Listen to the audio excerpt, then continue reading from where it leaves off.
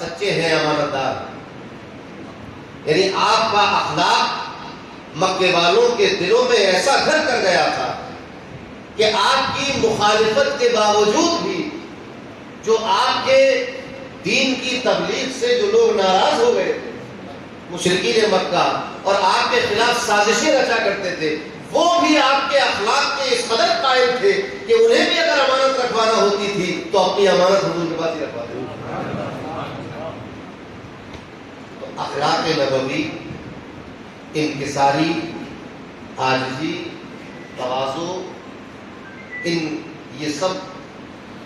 اخلاق نبوی کے عظیم علامتیں اور عظیم نشانات ہیں. انانیت، گھمنڈ، تکبر، یہ اخلاق نبوی کے مغایر اور متباین اور منافی چیزیں ہیں. ہمارے پیر و مرشد حضور تاجدار اہل سنت فرماتے تھے کہ تصوف کے لیے عاجزی، انکساری اور تواضع ہونا چاہیے، اور تکبر اور گھمنڈ نہیں ہونا چاہیے.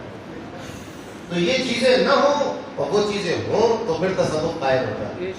اور تصوف اخلاق نبوی پر ہی اس کی بنیاد ہے، اس کے باہر سے کوئی چیز نہیں. اخلاق دینی، اخلاق مذہبی، اخلاق رسول، اخلاق حمیدہ جو چاہے آپ مانتے تھے، وہ سب کچھ ہے نبی کریم صلی اللہ علیہ وسلم کی سیرت ہی کے اندر. تو ہم دیکھ سکتے ہیں کہ شہید بغداد سے جو بھی ملاقات جس نے بھی کی ہو، جو ان کو جانتا ہو،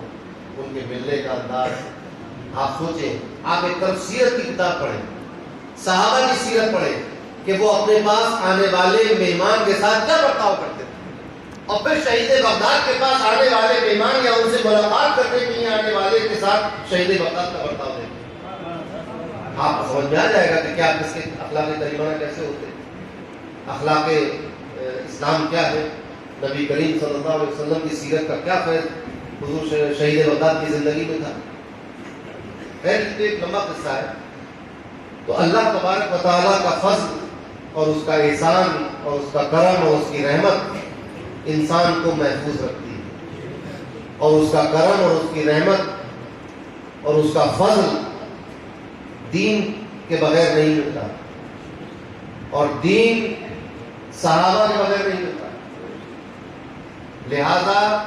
ہر حال میں ہمیں اپنے دین پر قائم رہنا ہے، وہ دین جس میں اہل بیت اور صحابہ کا یکساں احترام، وہ دین کے جس میں رسول اللہ صلی اللہ علیہ وسلم کی ہر بات پر ایمان لانا واجب ہے، وہ دین کے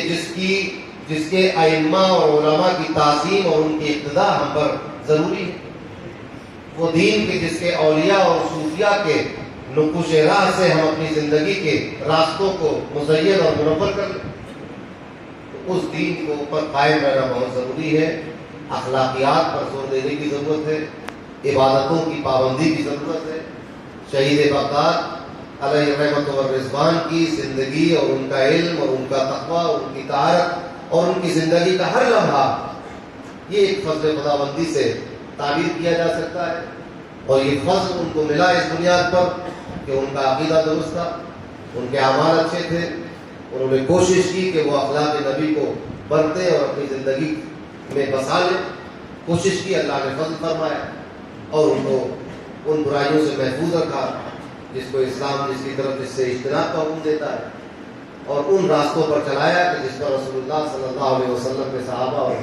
اہل بیت گامزن ہیں. ہم بھی ان کے ماننے والے ہیں، لہٰذا ہمیں بھی چاہیے کہ ہم بھی اخلاق دینی اور اخلاق مذہبی اور اخلاق رسول صلی اللہ علیہ وسلم سے اپنی زندگی کو منور و مجلہ کر لیں، عاجزی اور انکساری کا دامن تھامے رہیں، اللہ اور اس کے رسول نے جو فرض اور واجب ہم پر کیا ہے اس کو ادا کرتے رہیں، جن چیزوں سے منع کر دیا ہے ان سے رک جائیں، اپنے پیران نظام سے عقیدت رکھتے رہیں